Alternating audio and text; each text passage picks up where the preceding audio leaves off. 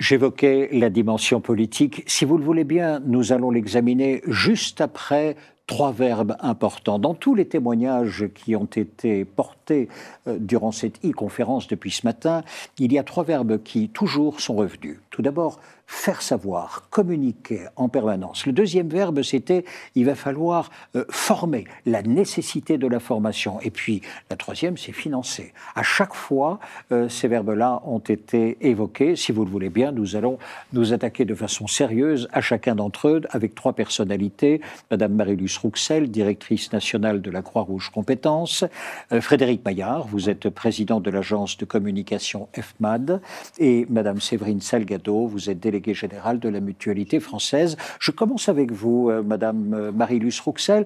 Croix-Rouge Compétences, c'est la filière formation de la Croix-Rouge.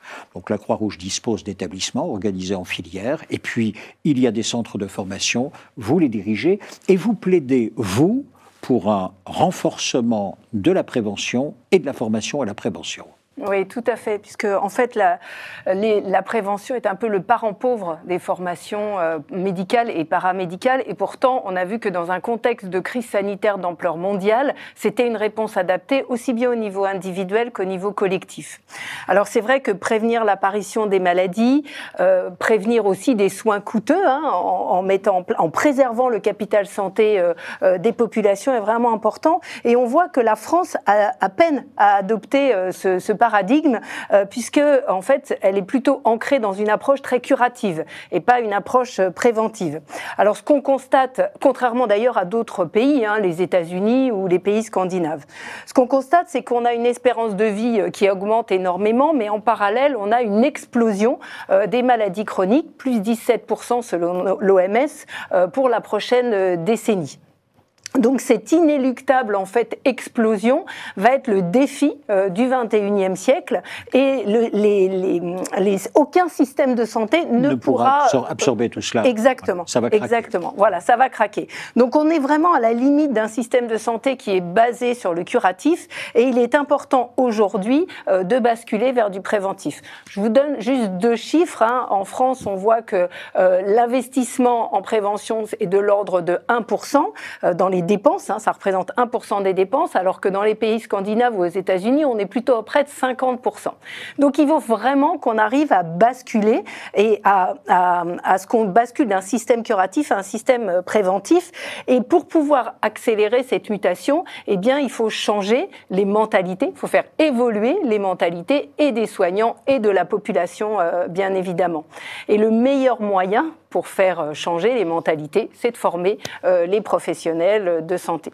Comment fait-on? Comment faites-vous? Alors, ce qu'on constate aujourd'hui, c'est que quand on étudie les référentiels de formation, des formations notamment initiales, eh bien, il y a des bribes sur la formation dans différents endroits, des référentiels, mais on ne trouve ni bloc, ni module complètement centré sur la prévention. C'est du saupoudrage, c'est de l'allusion. Exactement, exactement. Et donc, aujourd'hui, il faut absolument qu'il y ait une prise en charge dans le cadre de la formation pour que ça devienne, que la prévention soit ancrée dans les pratiques. Et donc, il faut que l'on puisse former les professionnels pour que ça rentre, en fait, dans leur démarche quotidienne.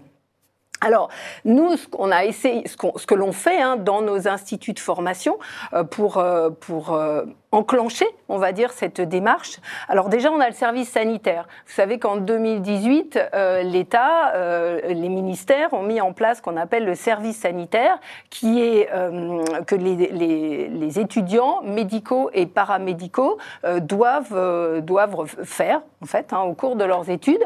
Donc, il s'agit d'un stage de 3 mois. Alors, ce service sanitaire, il a comme objectif de travailler sur la prévention et répondre aux enjeux de la promotion en santé. Donc on était déjà là-dedans, et nous, on a vraiment été dans ce sens, c'est-à-dire que nos étudiants réalisent un stage de 3 mois à destination, donc dans le cadre de ce service sanitaire, à destination des publics les plus défavorisés pour essayer de réduire, en fait, ou de ces inégalités sociales et territoriales.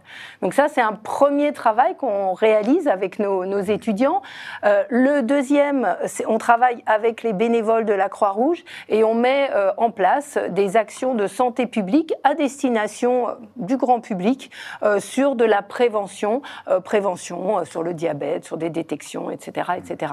Et puis, on travaille énormément aussi dans le cadre d'une formation destinée à la petite enfance, donc aux personnels qui vont travailler avec des enfants, pour pouvoir aussi accentuer, en fait, qu'il y ait une vraie prise en compte de l'importance de la prévention dès la naissance, puisqu'on sait que les 1000 jours, les 1000 premiers jours sont importants.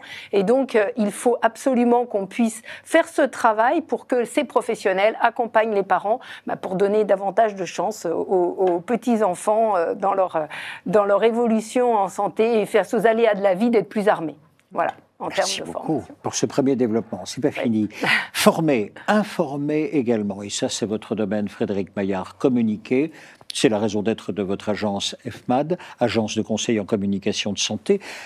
Moi, j'ai envie de faire l'avocat du diable. Les campagnes de prévention, il y en a beaucoup. Ça marche pas ? Il y en a beaucoup, mais il y a aussi beaucoup de pathologies. On recense aujourd'hui plus de 6000 pathologies. Et on ne sait pas s'il y en a 6000, 7000 ou 8000, puisque beaucoup restent inconnus. Ça va des maladies malheureusement trop importantes comme le cancer, jusqu'à la maladie rare, en dessous de 30 000 personnes, jusqu'à dans l'ultra rare, 2-3 personnes par pays, effectivement pour certaines pathologies. Donc on ne peut pas communiquer sur l'ensemble des pathologies et sur l'ensemble des problématiques de santé. Mais peut-on communiquer sur la prévention, c'est-à-dire faites attention à vous. Enfin, je le dis avec mes mots, pardon. Mais peut-on communiquer là-dessus ? Vous l'avez dit, former, informer, financer. Financer, oui. Et le problème, il est là, c'est qu'aujourd'hui, au regard du nombre de pathologies, je dirais de problématiques de santé, parce que les pathologies, c'est une chose, mais par exemple, la drogue au volant, on l'a vu récemment, c'en est une autre. Le harcèlement dans les écoles, c'en est une autre. Ce sont des problématiques avec des retentissements au niveau de la santé des gens et des enfants, de nos enfants. Donc, il faut voir aujourd'hui le nombre de problématiques qui existent et le financement qui existe ou qui n'existe pas pour pouvoir effectivement prévenir. C'est-à-dire, vous dites, on peut mettre en place des campagnes, on peut informer à une seule condition, c'est avec quel argent ça coûte. C'est ça. Donc il y a une double logique, il y a une logique quantitative. Il faut de l'argent pour pouvoir financer des campagnes. Les services publics le font, ils le font à la hauteur des moyens qu'on leur accorde, sur des priorités qui peuvent être effectivement la sécurité routière, qui peuvent être actuellement la situation effectivement de la violence faite aux femmes. Ça c'est une nouvelle thématique et heureusement qu'elle est prise en charge, mais il ne faut pas se leurrer, elle est prise en charge depuis 4 ou 5 ans seulement, véritablement. Le harcèlement, on en entend parler depuis 2 ans maximum, alors que ça a toujours existé, malheureusement, ça a toujours existé. Donc si on rajoute à ça toutes les problématiques de santé, toutes ces pathologies entre 30, 40, 50 000 personnes qui sont touchées, c'est monstrueux. Donc l'État ne peut pas faire tout seul. D'où l'intérêt, effectivement, de pouvoir accorder une mission, je dirais, de service public, ce qui se fait factuellement, aux acteurs privés, qui sont les associations de patients. On a la chance d'avoir un excellent tissu d'associations de patients. Les sociétés savantes, je crois qu'on pourrait en reparler aussi parce qu'on les sous-utilise, c'est-à-dire les associations de médecins, je caricature, qui ont potentiellement un véritable rôle à jouer pour communiquer auprès de leurs membres. Et il y a un travail à faire aussi à ce niveau-là. Et puis, l'hospitalisation privée, puisque effectivement, aujourd'hui, il y a l'hospitalisation publique, il y a l'hospitalisation privée. Ce sont des vecteurs de communication à part entière, ce sont des émetteurs qui ont leur rôle à jouer. Si on y rajoute en plus les mutuelles et les banques qui commencent à s'y mettre aussi, eh bien, on peut effectivement avoir une caisse de résonance extrêmement importante. Vous n'avez pas cité l'éducation nationale, l'école. Non, ce n'est pas un lieu où la prévention pourrait être... là, pour le coup, ça ne coûte rien. Tout à fait. Alors, dans la même logique, je dirais que pour la Fédération de l'hospitalisation privée, c'est-à-dire c'est à la fois un lieu où on peut communiquer et un lieu où on peut émettre des messages. Maintenant, faut être raccord avec les cibles et l'âge des enfants. On ne peut pas communiquer surtout à tout âge. Mais vous avez tout à fait raison, il y a un gros travail à faire. Vous avez parlé des entreprises aussi. Dans les entreprises, c'est un lieu effectivement parfait pour pouvoir communiquer. Oui, autrement dit, vous dites, je résume votre pensée, vous dites, on ne pourra pas communiquer sans avoir du financement, ça c'est une évidence. Maintenant, les canaux et les vecteurs vont être nombreux et on va pouvoir faire. Et ils sont très nombreux. Voilà. Alors ça, c'est la logique quantitative. Et ensuite, on en reparlera peut-être plus tard, il y a la logique qualitative. Allons-y. Le bon message adressé à la bonne personne. Et ça, c'est vous, ça. C'est nous, mais il n'y a pas de miracle non plus. On a essayé, si je vais prendre un exemple, la sécurité routière. Pendant des années en France, on a dit qu'il ne fallait pas dramatiser les choses, qu'il ne fallait pas montrer de sang, qu'il ne fallait pas montrer de tôle froissée, etc., etc. On laissait ça aux Anglais, on laissait ça aux Australiens. Exact. Résultat, la mortalité ne descendait pas. Donc, depuis 10 ans environ, on a assumé en France le fait de montrer des choses qui ne sont pas agréables à voir, et les esprits ont évolué. Donc ça montrait bien que finalement, on n'adressait pas forcément le bon message, et que parfois, il ne faut pas avoir peur de montrer des choses qui ne sont pas positives. Ce qu'on a fait aussi avec la cigarette. Quand on regarde un paquet de cigarettes, c'est peu ragoûtant aujourd'hui. Votre agence a déjà fait des campagnes, vous avez été saisi pour des campagnes, pour quelques exemples? Alors, quelques exemples. Sur la dégénérescence maculaire liée à l'âge, donc problématique qui touche beaucoup de personnes au-dessus de 50 ans. Donc on a fait avec un acteur privé, en l'occurrence le laboratoire Novartis, une grosse campagne de dépistage, que vous avez peut-être vu, télévision, radio, affichage, où il fallait simplement faire un test, on se cache un œil, et si on voit un scotome, c'est-à-dire un rond noir ou une métamorphopsie, des lignes déformées, eh bien on s'empresse d'aller voir son médecin pour pouvoir effectivement être pris en charge le cas échéant. Donc ça a permis à des milliers de personnes de ne pas devenir aveugles. Ouais. Mais c'est un acteur privé qui a communiqué, parce que là aussi, c'est une pathologie parmi d'autres, et l'État n'aurait pas forcément pu l'assumer, avec une association de patients, avec l'asso DMLA. Autre problématique, la dénutrition. On a aujourd'hui en France une grosse problématique de gens qui sont dénutris, et une prise de conscience qui n'est pas à la hauteur des enjeux. Donc, ça se passe à côté de soi. Ça se passe Qu'est-ce qu'un dénutri? Alors, c'est déjà, vous avez raison de le souligner, c'est pas malnutri, la dénutrition. On pense à la dénutrition, on pense effectivement à la personne en Afrique qui meurt de faim, on pense au SDF en pas de chez soi. Non, ça peut être tout simplement mamie, maman, qui ont un cancer et qui n'ont pas faim, qui disent qu'elles n'ont pas faim. Non, j'ai pas faim, merci, ça ira. Pas avoir faim une fois, c'est pas grave, mais pas avoir faim sur une semaine, un mois, un an, ça a de très lourdes conséquences en matière de santé. Et aujourd'hui, pareil, la prise de conscience commence à évoluer. Dans les établissements hospitaliers, on commence à s'y intéresser, pas suffisamment. Il y a encore des gens qui sont dénutris dans les établissements hospitaliers, quels qu'ils soient. Je crois qu'il y a encore une grosse marge de manœuvre. Et là aussi, grâce effectivement au comité de lutte contre la dénutrition, qui est drivé par des médecins, on a pu faire une campagne qui a permis de faire un petit peu bouger les esprits, qui a été reprise d'ailleurs par Jérôme Salomon à l'époque sur son LinkedIn. Et Roselyne Bachelot était venue chercher même un prix lorsque cette campagne avait été primée. Marie-Luce Rouxel, vous dites oui, vous dites oui, je suis au courant, en gros, de ce qui vient de... Oui, bien évidemment. La dénutrition. La dénutrition, mais oui, et en fait, alors toujours dans l'éducatif, la formation et l'éducatif, pour nous, il y a un acteur qui est important, c'est à domicile, l'aide-soignant qui va aller à domicile, parce que l'aide-soignant à domicile, il va pouvoir accompagner, repérer, détecter et puis accompagner, informer, éduquer et le patient, mais aussi la famille, l'aidant, le proche, pour pouvoir en fait mettre en place des actions de prévention, notamment sur la nutrition, mais aussi sur l'hygiène, sur l'activité physique. Donc c'est un acteur important. Frédéric Maillard. Tout à fait. L'aide-soignant à domicile, mais aussi l'aide-soignant dans les établissements hospitaliers, parce qu'il y a encore une marge de manœuvre à ce niveau-là. C'est l'aide-soignant qui va délivrer les repas. C'est la dame qui va dire bonjour, qui va amener le plateau et qui va le remporter. Et c'est au moment où on remporte le plateau qu'il y a peut-être une action à faire. Il y a peut-être un petit tip, ça. Vous voyez, comme les paramètres de santé, on prend la fièvre, on prend la tension artérielle. Ça serait peut-être intéressant, vous voyez, de le constituer comme un paramètre pour pouvoir dépister les personnes dénutries. Au bout de 2 fois, 3 fois, et bien que l'aide-soignante alerte l'infirmière. Parce qu'aujourd'hui, il existe des solutions.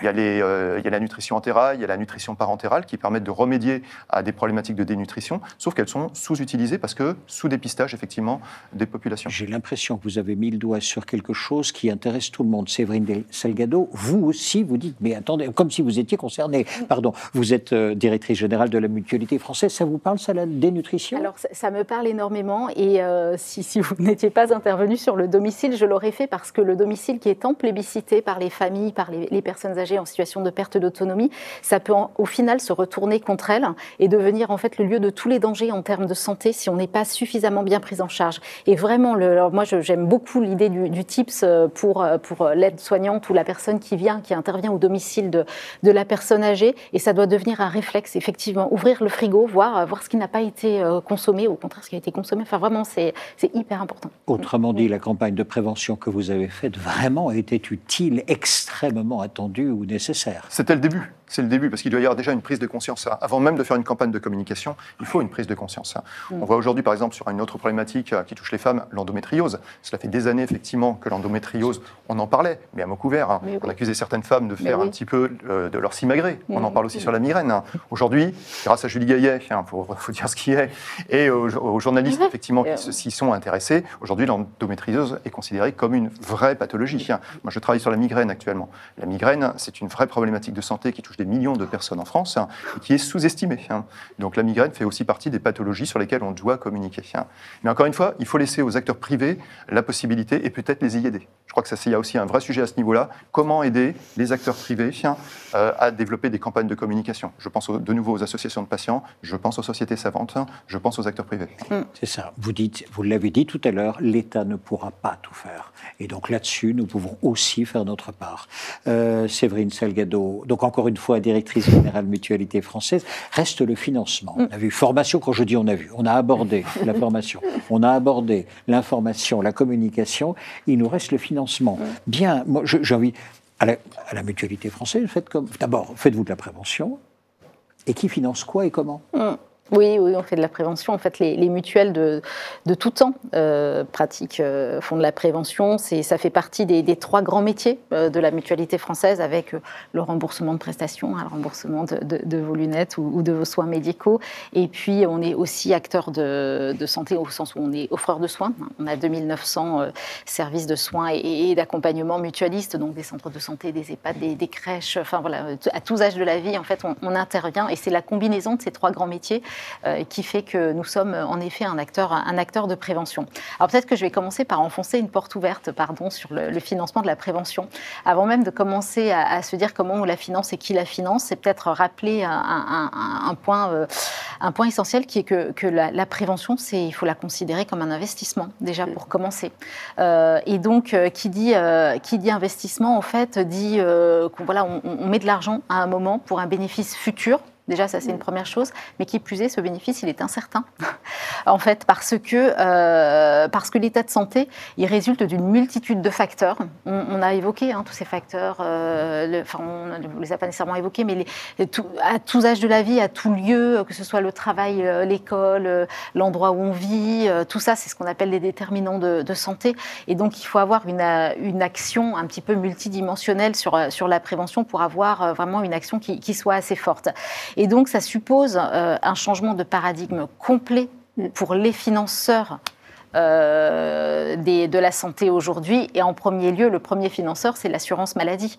L'assurance maladie, vous l'avez dit, depuis sa création, elle répare les risques, en fait. Elle a une action très, très curative, mais elle n'a pas une action préventive. Et par ailleurs, l'assurance maladie, elle est pilotée annuellement. Or, j'ai bien dit tout à l'heure, c'est pour un bénéfice futur. Et chaque année, de surcroît, l'assurance maladie, elle est à la recherche d'économies. Alors vraiment, les dernières déclarations, que ce soit de Bruno Le Maire lors des assises des finances publiques ou encore hier, le directeur de la sécurité sociale, nous font penser quand même que quand on est à la recherche d'économies, c'est plutôt sur la prévention qu'on va aller les rechercher, parce qu'on n'a pas de bénéfices immédiats et encore moins de bénéfices politiques immédiats. Et donc vraiment, là, je rejoins les 2 intervenants précédents. Il nous faut une coalition d'acteurs. Très clairement, on est tous des alliés objectifs dans ce domaine, qui que nous soyons, acteurs publics, privés, lucratifs, non lucratifs. Et on peut vraiment pas faire autrement pour essayer d'infléchir ce que vous avez qualifié d'inéluctable et que je ne veux vraiment pas qualifier d'inéluctable, qui est la courbe des maladies chroniques. Effectivement, si on ne fait rien aujourd'hui, on va dans le mur. Nos systèmes ne sont pas calibrés aujourd'hui pour encaisser ce choc des maladies chroniques. Et donc, nos systèmes aujourd'hui ne sont pas soutenables, clairement. Je parle d'un moyen terme. Donc vous dites le système même de la sécurité sociale, parce qu'il est annuel, parce qu'il n'a aucune autre visibilité que les 12 mois qui viennent, et parce qu'il est, chaque année, effectivement, on tente de faire des réductions ici ou là, donc il est d'un aspect comptable pur, il nous empêchera de faire de la prévention. Ce n'est pas un outil destiné à la prévention qui, elle, s'inscrit sur du long terme ou du moyen terme. Absolument. Juste, je rappelle qu'on a parlé tout à l'heure d'inégalité sociale de santé entre les personnes qui ont les 5% de revenus les plus élevés, les 5% de revenus les moins élevés, c'est 13 ans d'espérance de vie en moins, en fait. Donc c'est énorme. Et un an d'espérance de vie gagné, c'est 1,5 milliard d'euros d'économie à terme. C'est pas moi qui le dis, c'est la Cour des comptes. Et encore, elle pense que c'est sous-estimé. Donc en fait, c'est cette coalition d'acteurs dont on parle depuis tout à l'heure qui va permettre en retour de garantir la soutenabilité de notre système de sécurité sociale. Et donc là, on est aujourd'hui au pied du mur. Oui. C'est quand même une révolution de palais, hein, de pouvoir financer autrement et d'avoir des perspectives, enfin une organisation financière complètement différente. Absolument. J'ai une question pour tous les trois. Question vraiment, enfin, vous avez peut-être la réponse, je l'espère. Lorsqu'on est dans un système de soins, dans le curatif, tel qu'aujourd'hui, dans ce cas-là, on va financer, par exemple, comme actuellement, on finance à l'acte. Autrement dit, le financement vient pour financer simplement la maladie lorsqu'elle se présente et le soin lorsqu'il doit être donné. Très bien. Si vous passez en prévention, d'après ce que je comprends, toutes les opérations de prévention doivent être calculées sur la longueur. Ça veut donc dire qu'il va falloir financer de la prévention pendant longtemps, alors qu'il faudra financer du soin encore pendant longtemps. Double peine. Je me trompe en disant cela, Madame Rouxel? Ah ben non. C'est un constat partagé. Alors c'est pour ça qu'il faut qu'on arrive très rapidement à changer via la formation, via l'éducation, mais le position et la vision des soignants pour que vraiment on aille très vite, on bascule très vite vers la prévention. Et vous parliez tout à l'heure de l'école.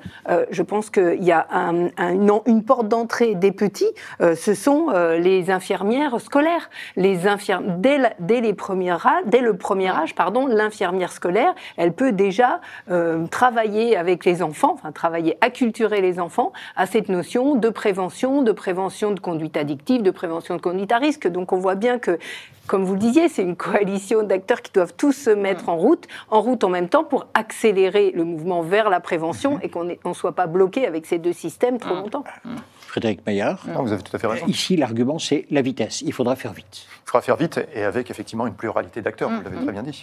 Et où on a les acteurs. C'est ça la chance qu'on a. Il y a beaucoup de choses qui évoluent positivement. Je vais prendre un autre exemple. Le sujet de la douleur. La douleur jusqu'à il y a 5 ans, 10 ans, on en tenait à peine compte. Dans les hôpitaux, la patiente ou le patient avait mal, c'était un pis-aller, c'était comme ça, surtout dans notre tradition judéo-chrétienne. Aujourd'hui, la prise en charge de la douleur, elle est effective dans les établissements hospitaliers. Chaque établissement hospitalier, qu'il soit public ou privé, a un petit leaflet qui est remis au patient quand il arrive. Vous n'avez pas le droit d'avoir mal. Parlez-en à votre soignant. Les soignants, aujourd'hui, en parlent spontanément. Donc, on a des solutions thérapeutiques. Donc, on voit bien que quand il y a une prise de conscience, les choses évoluent. Mais la problématique de financement, elle est là. Effectivement, quand le navire prend l'eau, le capitaine ne regarde plus l'horizon. Et nos capitaines, aujourd'hui, ne regardent plus l'horizon. Je peux donner peut-être un autre exemple. Une autre incohérence aussi dans la façon dont notre système de santé est rémunéré. Les EHPAD, les maisons de retraite, aujourd'hui, elles sont financées, ce qu'on appelle, pardon pour les termes techniques, le GIR moyen pondéré. C'est-à-dire que le GIR, c'est l'état de dépendance d'une personne. Et donc, le GIR moyen, c'est le niveau de dépendance, de perte d'autonomie moyen de l'établissement. Donc, plus les résidents de cet EHPAD sont dépendants, plus l'EHPAD mieux l'EHPAD est rémunéré. Donc en fait, si on voulait désinciter les EHPAD à faire des actions de prévention, on s'y prendrait pas autrement, franchement. Donc voilà, donc il faut, si on veut inciter les gestionnaires, les directeurs d'EHPAD à faire de la prévention au sein de leur établissement, effectivement, il faut un financement complémentaire qui peut être, vous avez évoqué tout à l'heure la notion de mission de service public, mais c'est quelque chose qui doit ressembler à ça, une enveloppe, une mission d'intérêt général, que sais-je, une enveloppe supplémentaire pour inciter les EHPAD à faire de la prévention. Mais voilà, je peux vraiment décliner à l'envi ce type d'exemple. Les professionnels de santé aujourd'hui qui négocient le tarif de leurs actes dans un cadre très monoprofessionnel avec l'assurance maladie obligatoire, alors qu'en fait on devrait faire ça dans un cadre interprofessionnel pour que ce soit des équipes de soins qui interviennent auprès des patients et que voilà, le médecin, l'ophtalmologue, il fasse du dépistage. Je donne l'exemple que vous avez donné exprès, mais qui fasse du dépistage de la DMLA et puis un autre professionnel de santé qui fasse d'autres actes plus préventifs, par exemple, où chacun est valorisé à son meilleur niveau et pour qu'enfin on ait une prise en charge globale du patient. Si je vous donne une baguette magique et que je vous pose la question suivante, pour mettre en place cette prévention que chacune et chacun appelle de ses voeux, vous démarreriez comment? Par où? On démarre par quel pas? Quel premier pas? Allons-y, Madame Salgado. Le premier pas serait lequel? Alors moi, les données de santé. On a de la chance en France d'avoir un système, avoir des données de santé un système de données de santé qui est parmi les plus riches du monde. On a d'un côté la CNAM, l'assurance maladie, qui suit vraiment les prestations qui sont remboursées. On a d'un autre côté les mutuelles, les organismes complémentaires qui ont des données qui aujourd'hui sont dormantes parce que nous n'avons pas le droit de les valoriser secondairement à des actions, je dirais presque ciblées ou personnalisées de prévention. Et donc, valoriser ces données de santé pour une utilisation secondaire, pour faire de la prévention secondaire et de la prévention tertiaire. On a beaucoup parlé de prévention primaire, je pense plutôt là depuis notre débat. Mais la prévention secondaire et tertiaire, elle est très importante aussi. Et franchement, on a aujourd'hui tout ce qu'il nous faudrait pour pouvoir faire des choses. Néanmoins, on a une réglementation, ou plus exactement une interprétation de la réglementation par la CNIL notamment, qui nous empêche de faire. Et voilà, si j'avais une baguette magique, ça serait essayer de déverrouiller la CNIL. Pardon pour l'expression. Merci beaucoup, Frédéric Maillard. Je pense qu'il faut démultiplier les moyens. Et je dirais, dans la logique que j'évoquais tout à l'heure, pouvoir accorder une enveloppe financière aux associations de patients et aux sociétés savantes. Parce que déjà, à minima, si chacune d'entre elles communique, fait des actions de prévention sur ses cibles respectives, on va aller beaucoup plus vite, beaucoup plus loin. Madame Rouxel. Moi, je pense qu'en complément de tout ça, c'est la coordination des parcours aussi et la communication entre les soignants et créer des vraies équipes de soignants. On a parlé, par exemple, d'aide-soignant à domicile. L'aide-soignant à domicile, il agit tout seul, très bien, il va avoir des actions. Mais si tout ça s'inscrit dans une coordination de parcours, dans une équipe de soins avec un vrai projet de soins, on va pouvoir accélérer la prévention beaucoup plus facilement que si c'est chacun à un endroit différent. Donc il y a vraiment une coordination, ce que vous disiez, ça peut commencer par l'ophtalmo, enfin, peu importe la porte d'entrée, mais je pense que la coordination de parcours est fondamentale. J'interroge un professionnel. Pardon, j'ai d'abord une question pour chacun d'entre vous. Avez-vous des freins? Visualisez-vous des freins sur la mise en place de ces actes de prévention, de ces politiques de prévention? Y a-t-il des freins et si oui, ils sont où? Si jamais il y en avait. Nous, aujourd'hui, les freins, ils sont liés au référentiel de formation. À la formation. Voilà, et qu'il faut faire évoluer. Ils sont au niveau des urgences, au sens premier et au sens second. C'est-à-dire que quand on a des problématiques dans des centres d'urgence, dans les hôpitaux, on ne pense pas forcément, on va aller directement, on va éponger, plutôt que d'aller penser, comme vous disiez, à long terme. Et en plus, avec des résultats hypothétiques.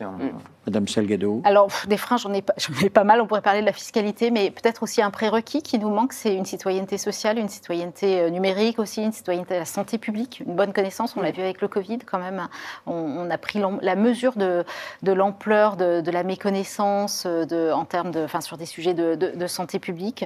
Donc ça pour moi, c'est un prérequis. Puis après, là, sur le financement, la fiscalité n'est pas toujours très incitative. Avocat du diable, lorsque nous interrogeons les professionnels de santé, ce qu'ils nous disent à un moment donné, ce n'est pas le seul argument, mais ce qu'ils nous disent, c'est je trouve du sens dans mes actes, dans mes actions, parce que j'accompagne le patient sur son parcours de soins, et qu'au bout de ce parcours de soins, ce que j'espère avec lui, c'est que finalement, tout cela aura été utile. C'est-à-dire que l'on passe de quelqu'un qui est en souffrance à quelqu'un qui revient en bonne santé, ou à peu près. Dans la prévention, je ne vois rien. Quelle est la noblesse ? C'est une question, c'est une simple question. C'est presque une provocation. Oui. Je vous écoute. Bon, ici, c'est-à-dire, je vais plaider, je vais sensibiliser, tout cela, je vais le faire. Mais quelle est la noblesse, la chose? Je ne suis plus dans cette espèce de dimension de démiurge que je pouvais éventuellement rêver d'avoir. Notamment pour les plus jeunes des professionnels de santé, parce qu'il y a peut-être aussi une question de génération, je pense que le niveau, ils disent tous, notamment les professionnels de santé libéraux de premier recours, vont dire je suis obligé de faire de l'abattage parce que on n'est pas suffisamment nombreux sur le terrain pour prendre en charge les patients, donc ils font de l'abattage, alors qu'en fait, je pense qu'ils seraient beaucoup plus satisfaits de leur métier, ils verraient beaucoup plus de sens à leur métier s'ils pouvaient passer plus de temps avec leurs patients, avec du temps de qualité. Et le temps de qualité, c'est aussi de la prévention, c'est-à-dire que la question toute simple que le médecin peut poser à son patient lorsqu'il entre dans son cabinet et qui lui dit « ça va, voilà, comment allez-vous ?» et que voilà, il peut sentir peut-être que la personne, son patient ne va pas si bien que ça, alors qu'en fait il vient le voir juste par exemple pour un renouvellement d'ordonnance, mais s'il passait du temps, il verrait qu'il y a peut-être, je sais pas, un état de santé mentale qui commence à se dégrader. Ça, je pense que typiquement c'est de la prévention, mais ils sont empêchés de le faire en fait. La situation est telle qu'aujourd'hui ils peuvent se sentir en tout cas empêchés de pouvoir le faire. Merci pour cet argument-là. Y en a-t-il d'autres, Madame Roussel? Je pense aussi que c'est pour les soignants, c'est aussi une mission de renfort de son impact social dans le cadre de la lutte contre les inégalités. Parce que en fait, quand on fait de la prévention, ce que vous disiez, entre les gens qui sont les plus fortunés et les gens qui ont des niveaux de revenus les plus bas, on voit bien qu'il y a l'expérience de vie et il y a un décalage de 13 ans, ce que vous disiez. Et donc, le fait de faire de la prévention pour le soignant, c'est renforcer son impact social, c'est faire du aller vers, et donc c'est très positif en fait pour le soignant. Monsieur Frédéric Maillard. Je pense qu'il faut tenir compte aussi de ce qu'est la journée d'un médecin. On parle beaucoup dans le marketing du customer journey, on parle beaucoup moins de la journée du médecin, du moment où il se lève jusqu'au moment où il se couche, et vous avez raison, c'est de l'abattage. C'est-à-dire qu'il y a une problématique d'argent, donc on en parle beaucoup actuellement, et parfois à juste titre, sur la rémunération des professionnels de santé de secteur 1, 26,50 € la consultation, c'est déjà mieux que 25, mais c'est que dalle, excusez-moi. Est-ce qu'ils ont le temps de faire aujourd'hui des missions de prévention? Pas forcément. Donc est-ce qu'il ne faudrait pas, petit tip, cela aussi, je ne sais pas, ça ne m'engage à rien, c'est pas moi qui le finance.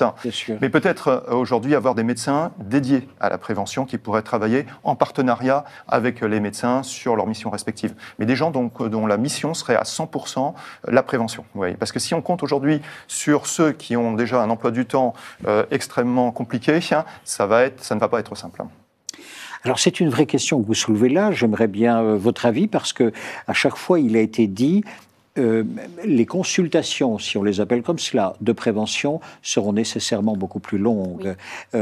Et donc, ici, sont-elles compatibles avec l'organisation actuelle de la médecine de ville, l'organisation actuelle de l'hôpital, l'organisation actuelle du système de soins? Allons-y. Nous sommes dans une consultation plus longue. Nous sommes, finalement, le aller vers s'accompagne de temps passé avec, non, Madame Roussel? Oui, tout à fait, mais c'est là où je pense que la coordination des professionnels de santé est importante. Il n'y a pas que le médecin.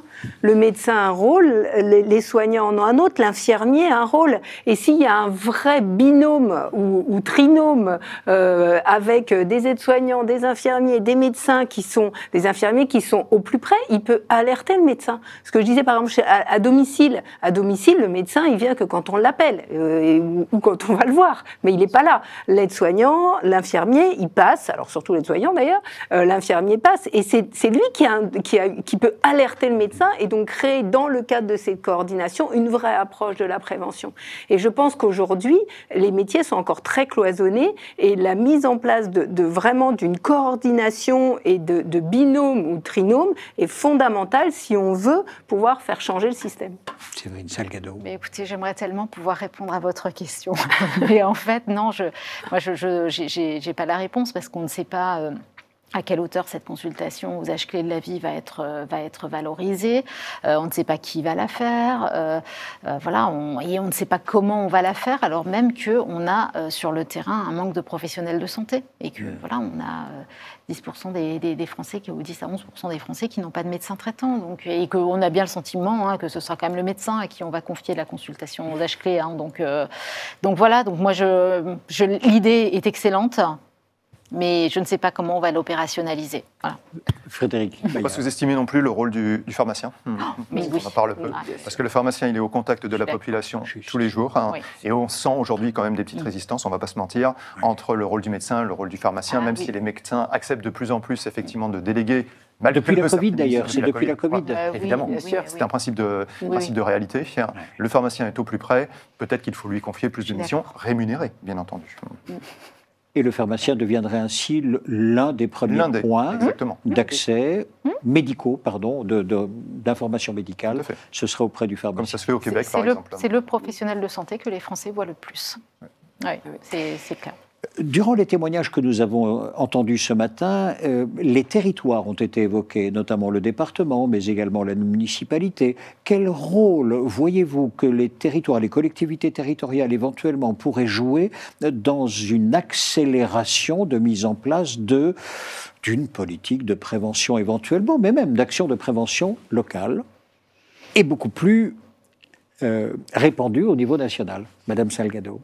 Alors, on pourrait imaginer une organisation un peu vertueuse où on aurait l'État dans sa magnificence qui fixerait de grands objectifs de santé publique. Allez, une génération sans papillomavirus ou que sais-je, voilà, une génération sans tabac, enfin, peu importe à la rigueur l'objectif de santé publique.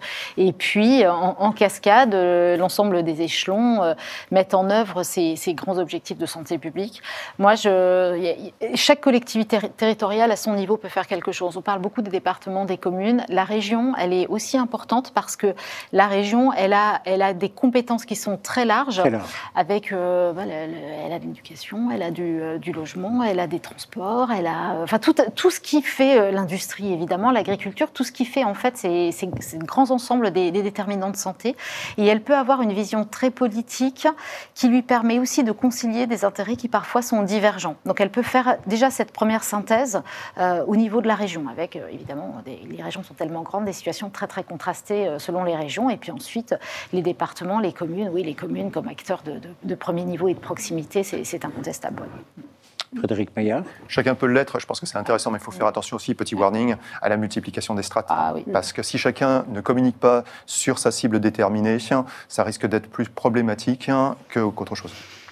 Ah oui, d'où la coordination. Coordination, sauf que peut-on admettre, pouvez-vous admettre éventuellement, en tous les cas, qu'il y a effectivement, il y a des préventions qui doivent être nationales et partout. Exemple, nous l'avons vu, prévention des violences intrafamiliales.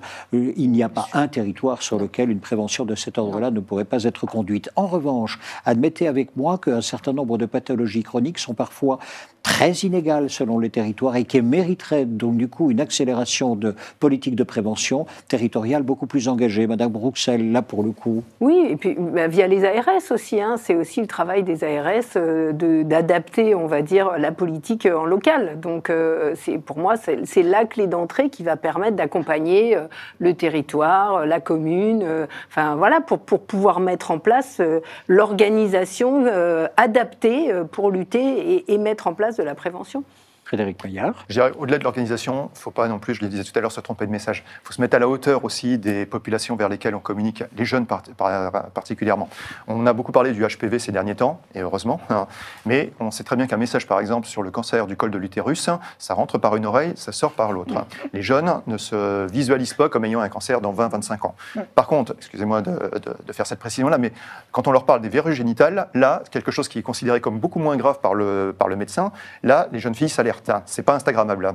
Donc il faut qu'on trouve les petits tips, là aussi, les petits moyens de communiquer. Je vais vous donner un deuxième exemple que j'ai trouvé génial au Brésil, sur la vaccination. Là, pour bien montrer que la réalité des uns n'est pas la réalité des autres. Pour inciter les jeunes à se faire vacciner, on ne pourrait pas le faire, je précise, en France pour des questions réglementaires. Ils ont augmenté, les jeunes qui allaient se faire vacciner dans les centres avaient une augmentation de leur point de vie sur leur jeu préféré digital. Parce que la réalité, la leur, c'était leur quotidien, c'était le jeu. Donc on augmentait leur point de vie, parce que leur vie réelle, dans 20 ou 25 ans, ils ne s'y projetaient pas du tout. Oui, donc ça serait compliqué à faire en France, mais l'idée, créativement, est extrêmement intéressante. Et donc, il faut qu'on trouve des idées aussi de cette nature-là pour faire avancer les choses. Des incitations, des incitations par le jeu, moi je trouve que c'est hyper intéressant. On peut faire plein de choses avec des applis aussi, enfin voilà, on peut imaginer des choses. Ouais. Si toutefois on explique bien aux gens ce qui est le sous-jacent derrière et qu'on ne trompe pas les gens sur les messages. Ouais. J'ai encore deux questions pour chacune et chacun d'entre vous. S'agissant de la formation, Madame Bruxelles, vous aurez besoin de moyens supplémentaires pour pouvoir former l'ensemble des personnels de santé à une formation bien plus accentuée encore sur la prévention. Alors, est-ce que les conditions existent ? Tout dépend de quelle formation dont on parle. Si on parle de la formation initiale... Référence bloc, vous avez dit, il nous faut... Oui, mais si on parle de la formation initiale, il s'agit surtout de faire évoluer les référentiels de formation. Donc, ce n'est pas forcément du financement supplémentaire, c'est une approche du référentiel qui doit être revisiter. Bon, là, on rentre dans une grosse c'est le ministère. Donc, on est dans une grosse réingénierie qui va démarrer, notamment sur les infirmiers, pour une mise en place à partir de septembre 2024. Là, on démarre pour démarrage des premières sessions, donc infirmiers, en septembre 2024. Donc, on espère, en tout cas, nous, on va dans ce sens, on espère que la prévention va être prise vraiment en compte et qu'on aura un bloc, un module, une UE, selon les organisations de formation. Donc, pour moi, ça, quand on parle de formation initiale, c'est pas tant le financement que l'organisation de la formation. Après, quand on parle de formation continue, de formation des professionnels, là, bien évidemment, il faut qu'il y ait des priorités, soit de branche, soit, quand on est dans le public, des priorités de formation qui soient orientées vers la formation. Voilà. S'agissant à présent de l'information et de la communication, quels sont les premiers axes sur lesquels il faudrait vraiment être beaucoup plus opérationnel, beaucoup plus être efficace? Au-delà du financement. Au-delà du financement, je pense qu'il faut encore une fois confier ça aux gens qui savent, et ceux qui savent sur le terrain, ce sont les associations de patients, ce sont les sociétés savantes. Alors attendez, parce que vous dites... Eux savent faire, donc c'est-à-dire quoi? On va leur donner de l'argent? C'est pas qu'ils savent faire, c'est qu'ils connaissent les pathologies. D'accord. Or, encore une fois, même un médecin ne peut pas connaître l'ensemble des pathologies existantes. Ce ne sont pas des surhommes, ce ne sont pas des machines, ce sont des êtres humains. Si on ne tient pas compte de ce fait-là, on va leur donner un pouvoir qu'ils ne peuvent pas assumer. Donc il faut aujourd'hui pouvoir confier à ceux qui savent, les sociétés savantes, chacune dans leur verticalité, les associations de patients, les moyens financiers de pouvoir faire ces actions d'information. J'entends bien. Ma question est la suivante, c'est vous donnez par exemple de l'argent à une association de patients. Qu'en fait-elle? Eh bien, elle va développer une campagne de communication qui va permettre... Donc, elle va venir auprès de vous, par exemple. De mes confrères, mais ça pas très bien. Confrères, bien sûr, de façon à dire, nous voulons absolument développer une campagne de prévention sur tel point, tel point. D'accord. Mais c'est elle qui va se saisir de cette campagne. C'est là où vous dites que ce serait mieux d'aller auprès des personnes concernées. Les personnes concernées, c'est elles. Quand je disais les personnes concernées, c'est vraiment les associations. Parce qu'elles sont structurées pour pouvoir engager des moyens de cette nature-là, pour pouvoir mieux communiquer auprès des patients et des patients potentiels. Je vais vous donner un dernier exemple sur la maladie de Crohn. La maladie de Crohn, moi j'aime bien donner des exemples parce que c'est toujours intéressant. Il y a 15 ou 20 ans, totalement inconnu. Oui. Personne n'en parlait. 80 000 personnes, quand même, c'est pas neutre. Les médecins passaient parfois à côté, des gastro-entérologues passaient à côté et confondaient avec un syndrome du côlon irritable. Résultat, des jeunes se sont retrouvés sous poche estomacale à vie parce qu'ils n'avaient pas été pris en charge suffisamment tôt. Donc si on avait mieux informé à l'époque sur la maladie de Crohn, ce qu'on a fait ensuite, eh bien, beaucoup de personnes auraient pu être bien mieux prises en charge. Merci beaucoup, Madame Salgado.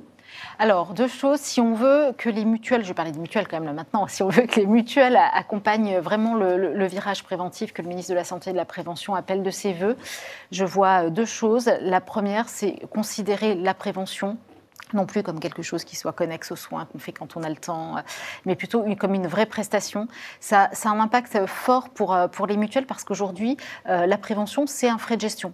Donc après, on nous dit, regardez, les mutuelles, elles ne sont pas bien gérées, elles ont des frais de gestion et puis elles ne redistribuent pas suffisamment les cotisations qu'elles récupèrent auprès de leurs adhérents. Et donc vraiment, ne plus considérer ça comme un frais de gestion, mais vraiment comme un service qu'on apporte à nos adhérents. Déjà, ça, c'est une première chose qui inciterait vraiment très, très fort les mutuelles à faire encore plus de prévention. Et deuxième chose, la fiscalité. Je vais en parler très rapidement. La fiscalité, aujourd'hui, une mutuelle qui fait une action de prévention, elle est déjà taxée, taxe de solidarité assurance, on appelle ça, plus la TVA, ça fait 35%. Voilà, une action de prévention, c'est taxé à 35%, c'est 7 fois plus que le hamburger. Merci beaucoup à tous les trois. Nous avons fait, non pas le tour, mais on a bien évoqué les trois verbes en question. Financer, communiquer, former. Merci beaucoup à tous les trois. Dans un instant, la dimension politique, elle nous manque encore.